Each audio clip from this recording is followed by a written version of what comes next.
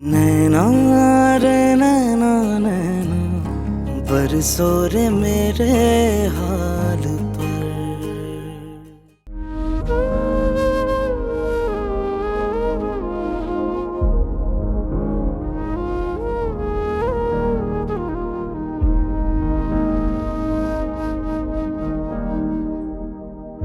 ठीक हूँ मैं अब। वैसे भी वहाँ कौन सा मैं अकेले हूँ, 10 नौकर और भी हैं मेरे साथ, मुझे तकलीफ नहीं होगी। देख लो भाई। अब आप बताएं इसमें हर्जी क्या है? आप दोनों ने मेरे लिए इतना कुछ किया, क्या मैं मुश्किल वक्त में आप लोगों के लिए नहीं कर सकती? इतनी खुदगर्ज नहीं है आपकी बेटी। नहीं, ये बात नहीं है बेटा। दरअसल हम नहीं चाहते कि तुम ये काम करो। हमने पहले ही सब तय कर लिया था। हमने तो कुछ और ही ख्वाब सोच रखे हैं तुम्हारे लिए।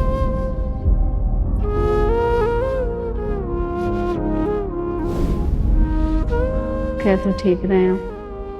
अब दूसरी मासियाँ ना, वो बीमार हो जाएं तो उनकी बेटियां आके संभाल लेती हैं। अब हमारी बेटी तो अफसर बनेगी ना, उसको तो मैं नहीं भेज सकती। अम्मा, कितना चाव था आपको मुझे दुल्हन बने देखने का। देखिए, आपकी कुदसिया के लिए खुशी का दिन किसी जनाजे से कम नहीं। आज इस घर से मेरी डोली नहीं, मेरा जनाजा उठने जा रहा है।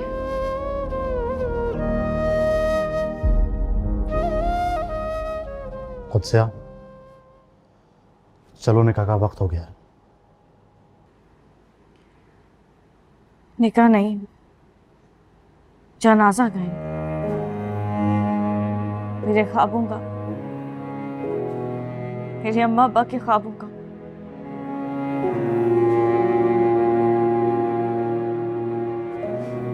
और इस सब के जिम्मेदार आप हैं।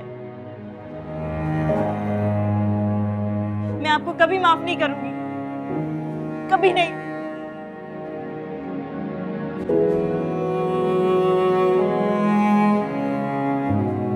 नागेश्वर को भेजता हूँ, तुम्हें ले जाती है।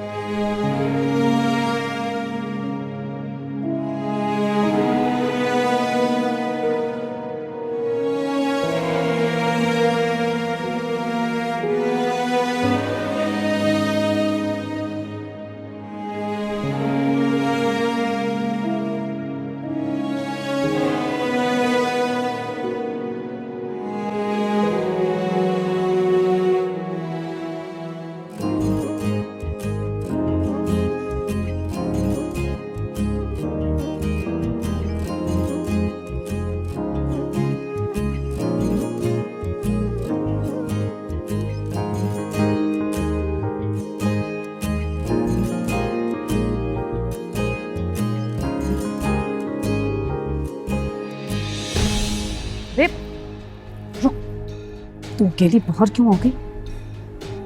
जिस काम के लिए आप लोग इतने उतावले हो रहे हैं, उसने एक काम में देर कैसे? बात सुन, तमाशा मत कर, सारी बरादरी वाले आए हुए। चल जाके बैठ जा।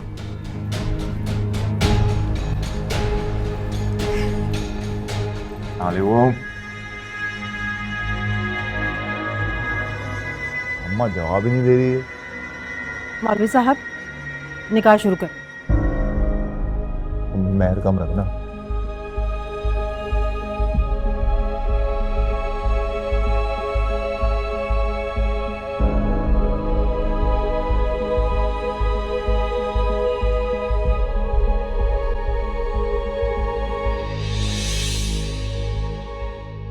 मौलवी साहब रुक जाएं।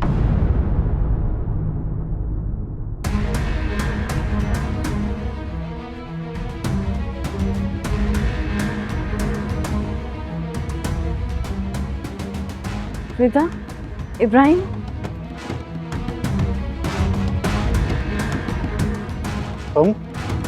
तुम यहाँ क्यों आई हो? मना किया था ना तुम्हें यहाँ आने को। मैं ये निकाह रुकवाने आई हूँ। ये शादी नहीं हो सकती। तुम कौन होती हो निकाह रुकवाने वाली? इलियास, ये लड़की कौन है? और ये लड़का? ये तो हाजरा की बेगम साहिबा का बेटा है ना? देखो तुम यहाँ से जाओ और छोटे साहब आप भी यहाँ से चले जाएं तो बेहतर है। आज मेरा पूरा खानदान जमा है, मैं नहीं चाहता कि कोई तमाशा खड़ा हो। मौलवी साहब आप निकाह शुरू कीजिए। कुदसिया की मर्जी के बिना ये निकाह नहीं हो सकता। ये शरई तौर पे और कानूनी तौर पे जुर्म है। तू ज्यादा ना कानून मत सिखा हमें और अपना रास्ता ले। ये निकाह तो होकर रहेगा, मैं देखता हूँ रोकता कौन है मुझे। पुलिस रोकेगी तुम्हें शरई और कानून के मुताबिक। एसएचओ साहब आप लड़की का बयान रिकॉर्ड करवाएं और इसे इसकी मर्जी के मुताबिक इस बच्ची की कस्टडी में दें। स्टाफ, लड़की का बयान रिकॉर्ड करो।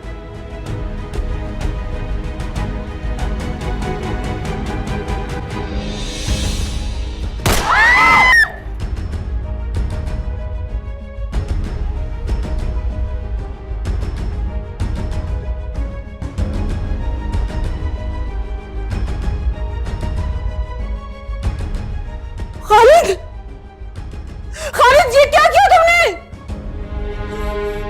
ले चलो इसे। मेरे बच्चे को कहाँ लेकर जा रहे हो? खुदा का वास्ता इसे छोड़ दो, बेगुनाह है बेचारा, मासूम है। मैं हाथ बांधती हूँ, मेरा इकलौता बेटा है। इकलौता है तो समझा के और संभाल के रखते ना। सबके सामने गोली चलाई है, अब तो लंबा ही अंदर जाएगा। और दुल्हन के भाई को भी ले चलो इसे भी। नहीं क्या हो गया? इसने कुछ नहीं किया। अम्मा रोको यार, अम्मा ना रोको इन्हें। चलो चलो आगे। खालिद, मनहूस है ये, मनहूस है ये। मेरे बच्चे का तेरा भूल गया क्या खालिद?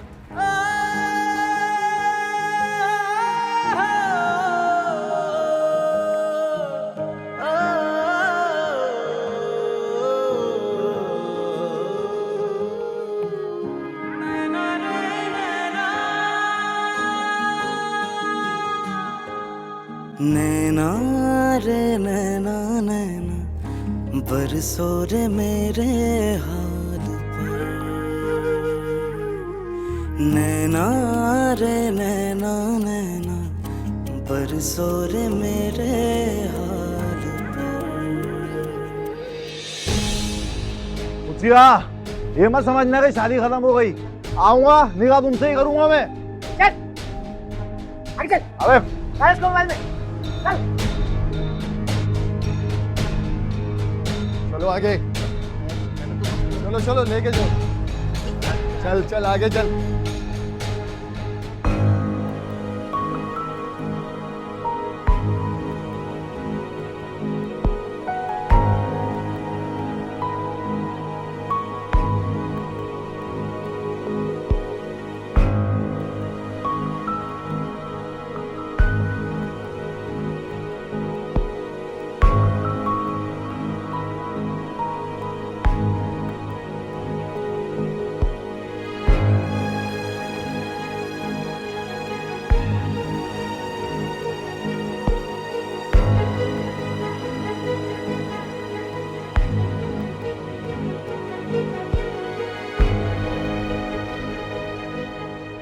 ओ भाई, किस बात का तमाशा लगाया हुआ तुम लोगों ने? हैं? शादी खत्म हो गई, कोई खाना नहीं मिलने वाला तुम लोगों को। दफा अपने घर चलो। मुंह देख रहे हैं मेरा। ओ भाई, कानों में आवाज नहीं आ रही? निकल, तेल डाल के आइए घर से। चलो अजीब फकिट्टे, अपने घर पका लिया करो। चलो घर। ओ भाई चलो, मुस्कुरा लिया तो। तू क्या मेरी शक्ल देख रही है? तुझे कोई पैसे नहीं मिलने वाले मेकअप वेकअप के। चल निकल अपना, बल्कि सामान तो मेरा तेरा बाहर फेंकूंगी। चल चल चल जा रही हूँ ना। हेलो, यास को ले गए। खाने में तो मारते भी थक रहे हैं। आप बेफिक्र रहे, इन लड़कों पे तो मैं ऐसा केस बनाऊंगा ना कि 6 महीने से पहले तो ये थाने से बाहर नहीं निकल सकेंगे। एसएचओ साहब सारा मामला आपके सामने है। मैं अपना असर और रसूख इस्तेमाल करके किसी पे किसी किस्म की ज्यादती नहीं करना चाहता, लेकिन कानून के मुताबिक जो सजा बनती है वो मिलनी चाहिए, ताकि बच्ची को भी तहफ़्फ़ुज़ मिले और फिर वो अपनी मर्जी से जिसके साथ चाहे अपनी ज़िंदगी गुजारने का फैसला कर सके। जैसा चाहते हैं जनाब वैसा ही होगा। लड़की का बयान लेके उसकी मर्जी के मुताबिक जहां वो कहेगी हम उसे छोड़ देंगे। ठीक है ठीक है। बेटा इब्राहिम तुम देखो जरा, मैं अंदर। जी बाप। सर लड़की का बयान ले लिया है, अंगूठे के निशान और दस्तखत भी ले लिए। ठीक है, तुम लोग जाके मोबाइल में बैठो।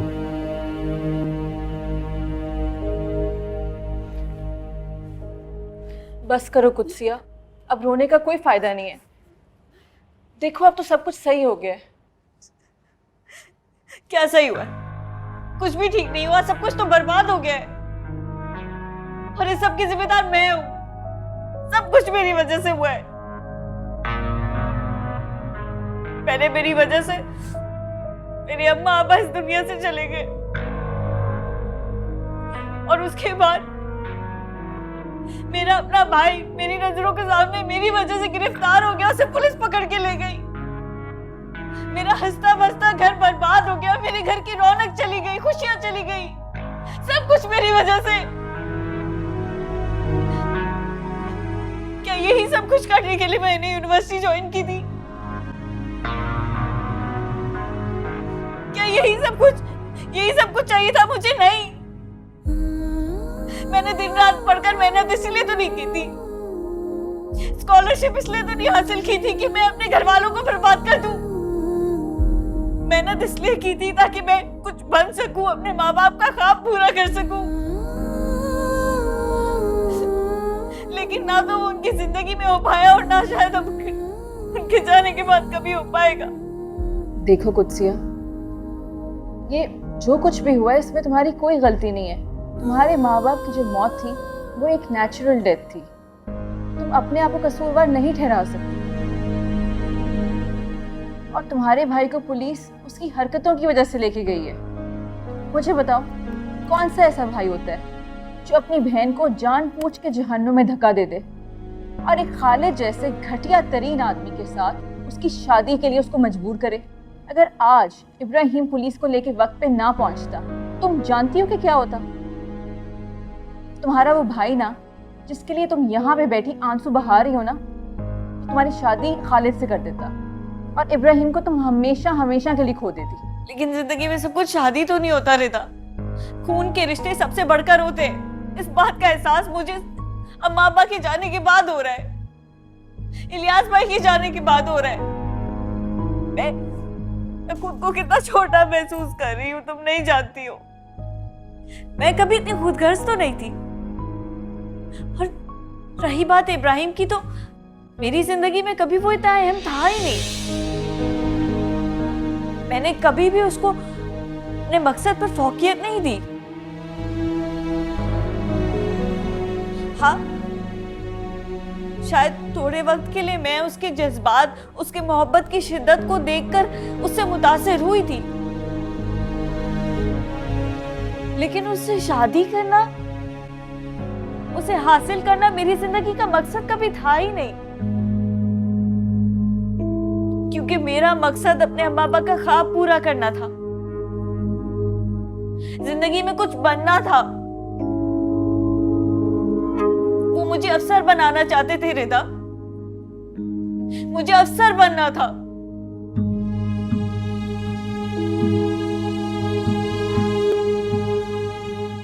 वैसे साहब, बाकी सब कुछ तो लॉ के मुताबिक होगा, लेकिन इलियास का थोड़ा ख्याल रखिएगा। वो कुत्सिया का भाई है, उसे बस कुछ दिनों के लिए रोक के रखें। जो आपका हुक्म जनाब। मुझे इजाजत है, मैं चलता हूँ। Thank you. अल्लाह हाफ़िज़।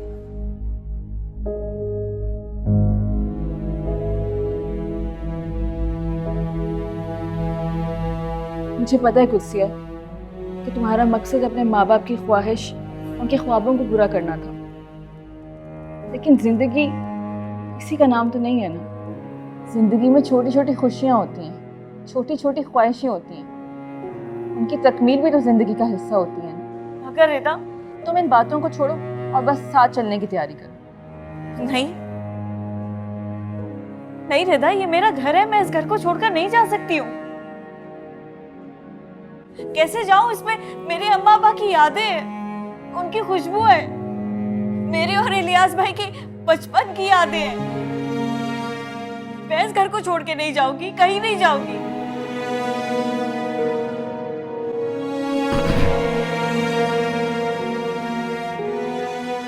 तुम्हें ये घर छोड़ के जाने के लिए बेटा कोई मजबूर नहीं करेगा। अगर तुम ये घर छोड़ना नहीं चाहती हो, कोई तुम्हें मजबूर नहीं कर सकता। मगर अब अंकल ये इन हालात में यहाँ पे कैसे रह सकती है?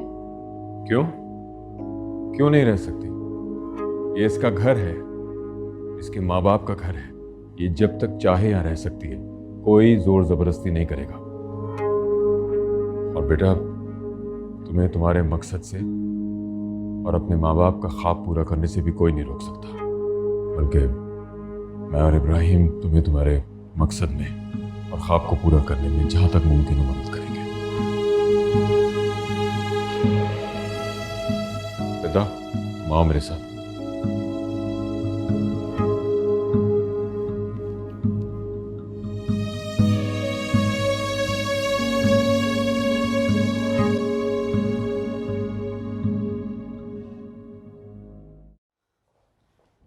पड़ गया होगा अब तो सुकून, ठंडक मिल गई तेरे कलेजे को।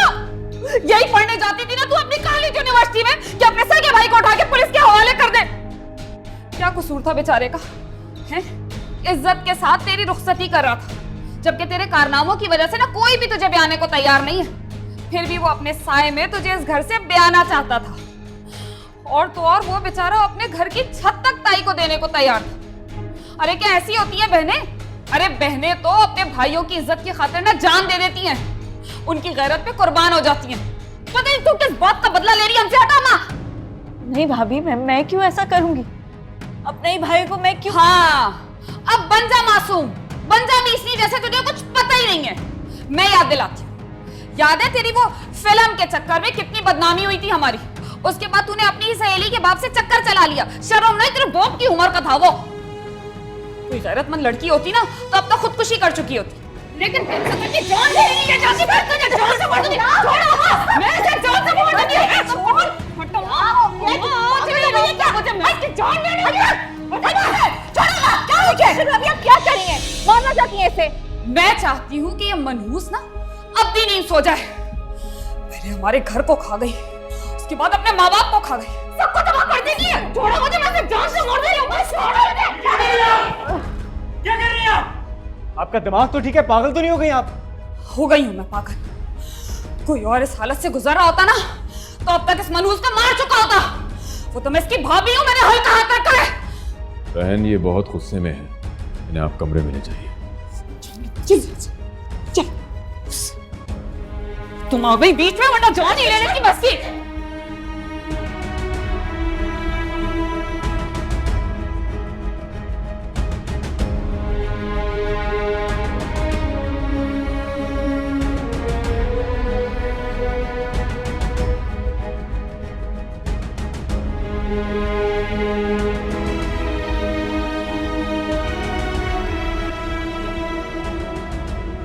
तुम ठीक हो ना? कुत्सिया, जो कुछ भी हुआ, तुम्हारा अब यहाँ पे रहना सेफ नहीं है। तुम्हें मैं यहाँ पे रहने नहीं दे सकती है। लेकिन रिदा, मैं अपना घर छोड़कर कैसे जा सकती हूँ? बेटा, पहले मैं भी इसी हक में था कि तुम इस घर में रहो, लेकिन बात समझने की कोशिश करो।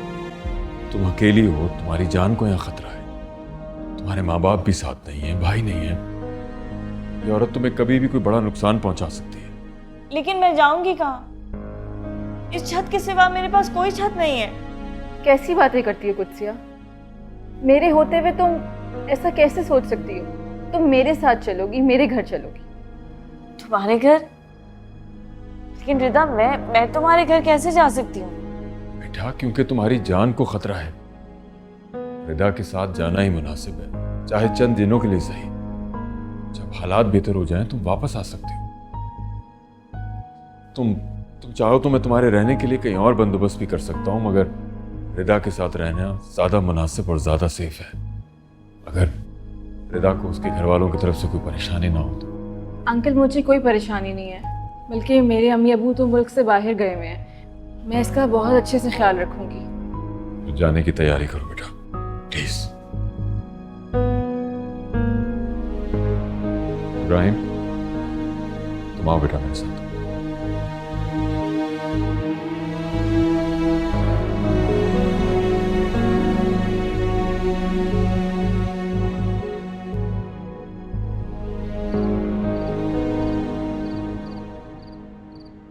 ईश्वर भी ना जरा जरा सी बात पे भड़क पा जाता। अल्लाह करे अब इसका गुस्सा ठंडा हो गया भाई। अम्मा, क्या जरूरत थी तुम्हें जबरदस्ती में मुझे रोकने की?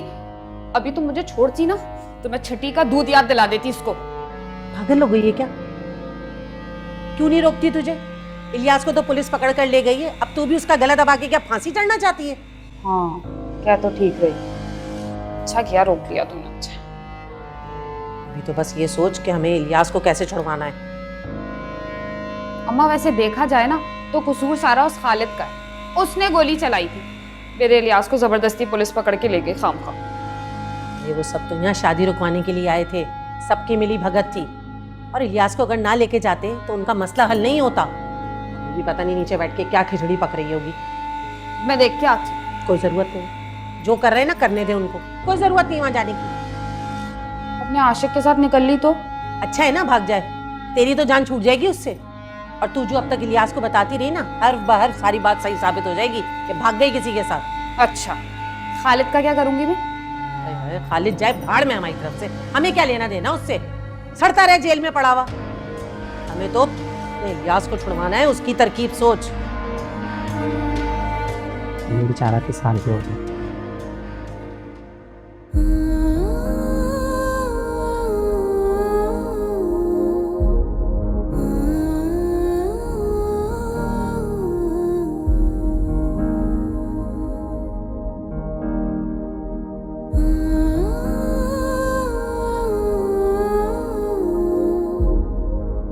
कभी सोचा भी नहीं था कि अपनी ही घर से इस तरह रुखसत होंगे। अम्मा और अब्बा, ये सब किस्मत का खेल है कुदसिया। तुम प्लीज ये सब कुछ सोच के परेशान मत हो। और वो तुम्हें इस हाल में भी यहाँ से जाता हुआ देखकर पुरसुकून होंगे। और यहाँ से निकलने के बाद तुम अपनी जिंदगी के फैसले ले सकोगे।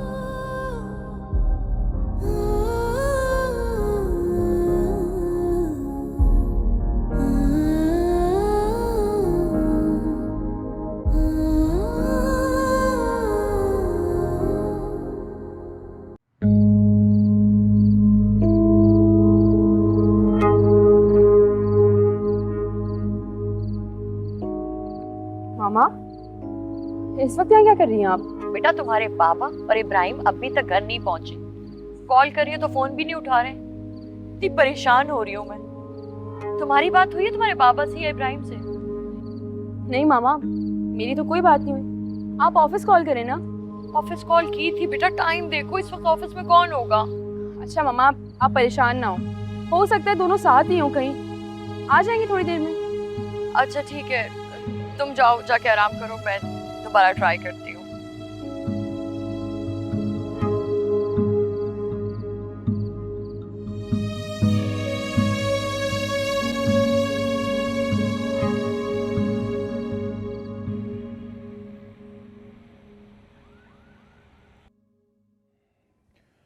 अगर इस सब के बारे में इब्राहिम ने मुझे पहले बता दिया होता तो मामला इस हद तक पहुंचता ही नहीं। कुदसिया, काश तुम अनाया की बातों में ना आई होती। तुमने अनाया की बातों पे भरोसा करके इब्राहिम जैसे इंसान पे, उसके कैरेक्टर पे इतना शक किया, उसको इतना गलत समझा।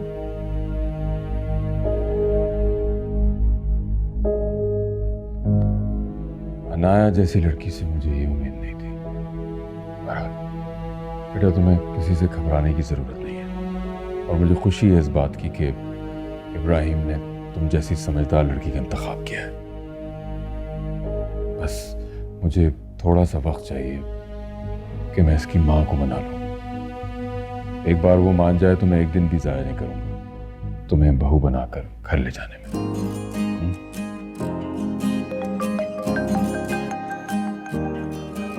हमारी माँ की कॉल है। हेलो हेलो, इकबाल कहाँ हैं आप? कब से कॉल कर रही हूँ मैं आपको और आप फोन भी नहीं उठा रहे। इब्राहिम का भी नहीं पता है। कितनी परेशान हो रही हूँ मैं। घबराने की जरूरत नहीं है, इब्राहिम मेरे साथ है। चलें, शुक्र है कि इब्राहिम आपके साथ है, लेकिन आप दोनों इस वक्त हैं कहाँ? टाइम देखा है आपने? कम से कम फोन करके तो बता देते ना। कितनी परेशानी हो रही थी मुझे। अच्छा, तो अब बता दिया ना। एक एक ज़रूरी मीटिंग थी जो चल रही थी, हम बस थोड़ी देर में घर आ जाएंगे। अल्लाह हाफिज़।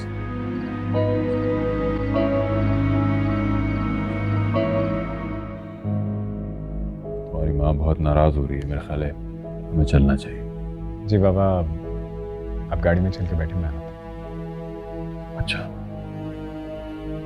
बेटा, तुम परेशान मत होना, मैं कोशिश करूंगा कि जल्द से जल्द तुम्हें यहाँ से ले जाए। मैं तुम्हारा इंतजार करूँ। जी।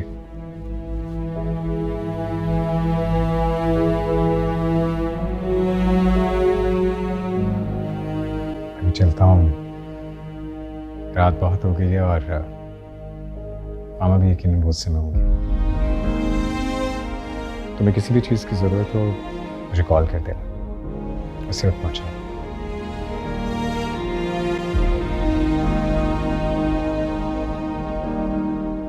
कुछ कहोगी नहीं?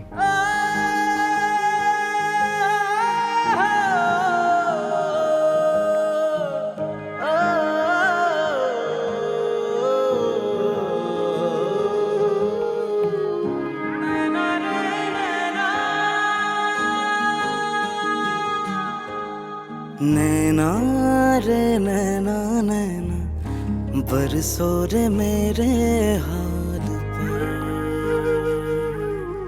नैना रे नैना नैना बरसो रे मेरे इब्राहिम रुको।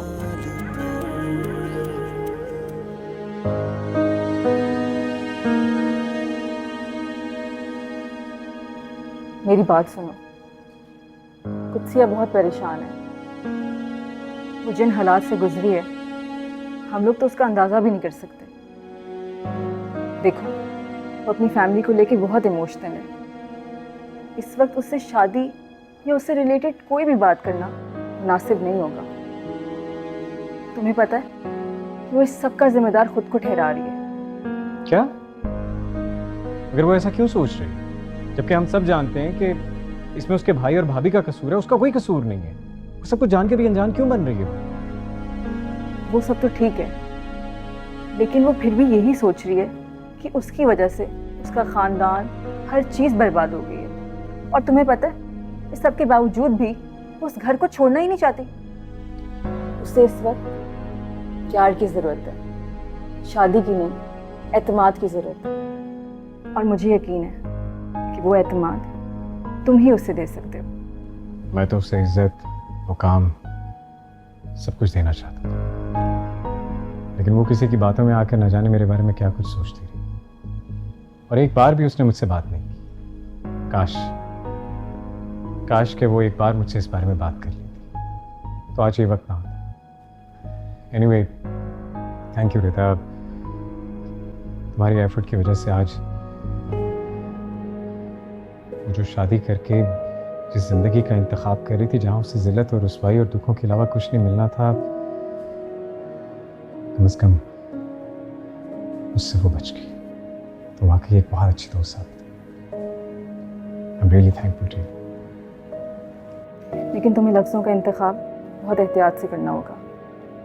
अंकल समझ रहे हैं कि उसकी खालिद से ना शादी करने की वजह तुम हो, लेकिन असल में ऐसा नहीं है, क्योंकि तुम उससे अच्छी तरह जानते हो। और जो बात शायद मैं नहीं कह पा रही, वो तो तुम समझ ही गए होगे। मैं समझ सकता हूँ, आई कैन अंडरस्टैंड। बेटा प्लीज तो बस उसका ख्याल रखना। मैं चलता हूँ।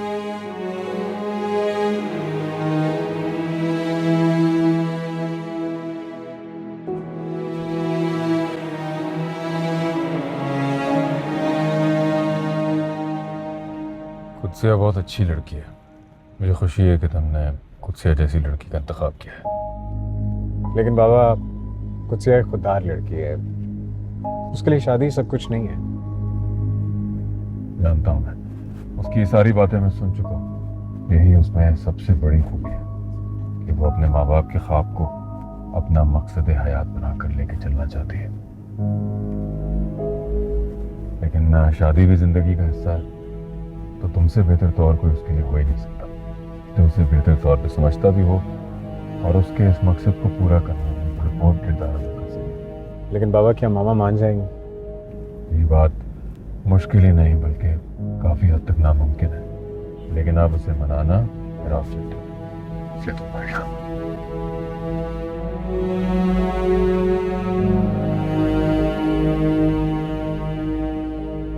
आओ कुत्सिया,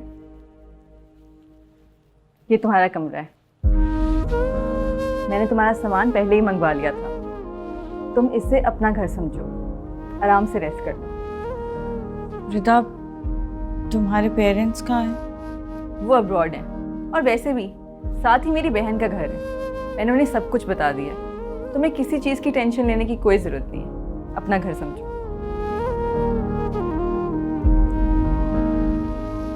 जो कुछ तुमने मेरे लिए किया है उसके लिए मैं तुम्हारी बहुत शुक्रगुजार हूँ।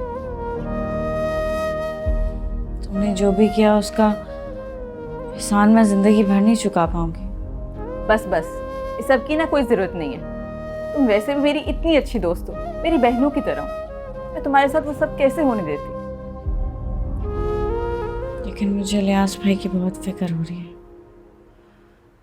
वो पुलिस स्टेशन में है, पता नहीं उनके साथ कोई ऐसा वैसा सुलूक ना कर रहे हो, कहीं उन्हें कोई नुकसान ना पहुंचा दें, कहीं मारपीट ना कर लें उनके साथ। नहीं नहीं, मारपीट क्यों करेंगे? तुम बिला वजह उनके लिए इतनी परेशान हो रही हो। वो डिजर्व नहीं करते कि तुम उनके लिए इतनी परेशान हो। वो जैसे भी हैं मेरे बड़े भाई हैं, और मैं नहीं चाहती कि मेरी वजह से वो किसी तकलीफ या परेशानी का शिकार हो। अच्छा अच्छा, ठीक है। मैं जानती हूँ कि तुम अपनी फैमिली को कितनी ज़्यादा इम्पोर्टेंस देती हो। उनके सिवा मेरा इस दुनिया में कोई है भी नहीं। एक भाई भाभी ही तो है मेरे। कुछ गलत नहीं होगा इलियास भाई के साथ, तुम टेंशन मत लो। एसएचओ ने कहा था अंकल से कोई केस बनाने का। केस? हाँ, लेकिन अंकल ने साफ मना कर दिया, और इब्राहिम ने भी हदायत कर दी है कि इलियास भाई के साथ कोई भी सख्ती से पेश ना आए। बल्कि शायद एक दो दिन में वो उन्हें छोड़ भी देंगे। लेकिन तुम सारी परेशानियां छोड़कर सिर्फ अपने बारे में सोचो, अपने फ्यूचर के बारे में सोचो, क्योंकि कल निकलने वाला सूरज तुम्हारे लिए एक नई सुबह और खुशियों का पैगाम लेके आएगा।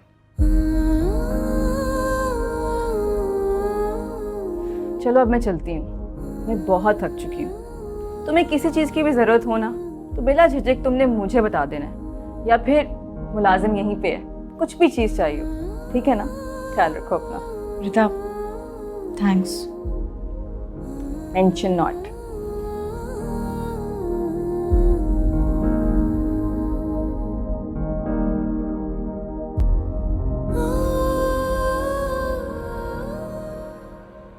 अनाया नहीं आई? जी, मैं उन्हें बुलाने गई थी मगर उन्होंने मना कर दिया, और कल रात से उन्होंने कुछ खाया भी नहीं। अब तक नाराज है मुझसे। उसे मैं कैसे समझाऊं, कैसे बताऊं कि ये सब मैंने उसी की खातिर किया।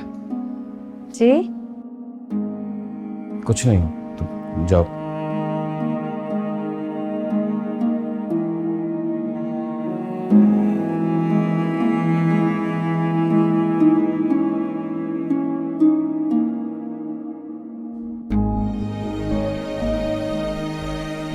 इस मामले में नायला से मदद लेनी चाहिए, वो अनाया को बेहतर तौर पर समझा सकती है।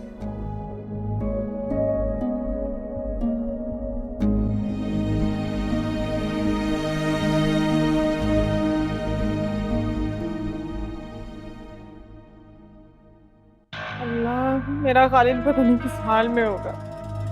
आने वालों ने मेरे बच्चे का क्या हाल किया होगा, कैसे रात गुजरी होगी मेरे बच्चे की। अच्छा, आप नरगिस बहन परेशान ना हो, मैं तुम्हारे लिए चाय बना के लाती हूँ। अल्लाह से खैर की दुआ करो, सब अच्छा ही होगा। अरे बहन, कैसी खैर, किस्मत खराब थी मेरी। जिस घर से रिश्ता जोड़ने चली थी मैं भूल गई थी कि इस घर में कुत्सिया जैसी लड़की रहती है, जिसके साथ अब कोई भी रिश्ता जोड़ने को तैयार नहीं है। कोई एहसान नहीं किया था ताई तुमने। इस घर के बदले में ना अपने बेटे का रिश्ता कुत्सिया से कर रही थी तुम। और वैसे भी हम नहीं मर रहे थे तुम्हारे बेटे के लिए, वो ही सारा दिन हमारे घर के चक्कर लगाता रहता था। अम्मा कभी केक, कभी फल फ्रूट, कभी कोई चीज ले लेके आ जाता था। अब तुम्हें पता है मैं मासूम, मैंने पतली गली पकड़ ली भाई, जो करना है करते रहो। जबरदस्ती में उस खालिद के चक्कर में मेरा इलियास फंस गया। अरे क्या जरूरत थी खालिद को पुलिस वाले की पिस्तौल छीन के गोली चलाने की? मेरे इलियास को भी पकड़ के ले गए जेल।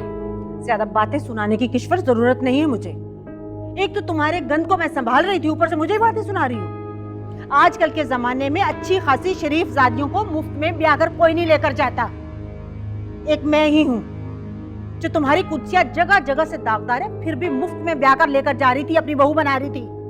पर ऐसी लड़की को मैं कभी मुंह भी ना लगाऊं, देखूं भी ना पलट के। जा रही हूं मैं। जिन लोगों की वजह से मेरा बच्चा जेल में गया है, उनके घर में मैं पलट के सारी जिंदगी कदम ना रखूं। अरे चलो चलो जाओ जाओ, लालची औरत। वो तो इलियास का दिमाग घूम गया था कि तुमसे रिश्ता तय कर दिया उसने। ना बस भी कर, चली गई है वो। तू ये सोच कि हमें इलियास को जेल से कैसे छुड़ाना है।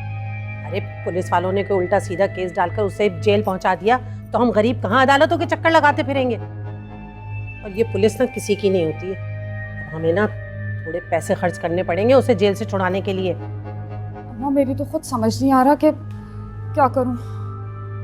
तेरे पास कुछ पैसे पड़े हैं उसे छुड़ाने के लिए? भाई अम्मा कैसी बातें कर रही, कहाँ से आए पैसे मेरे पास?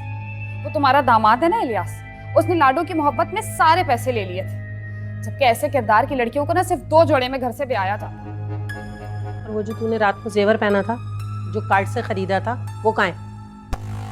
जेवर? भाई अम्मा उसकी कीमत कहाँ है?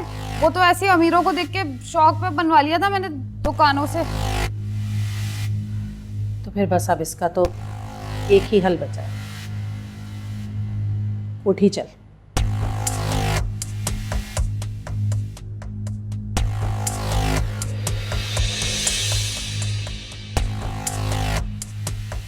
नैना रे नैना नैना बरसो रे मेरे हाल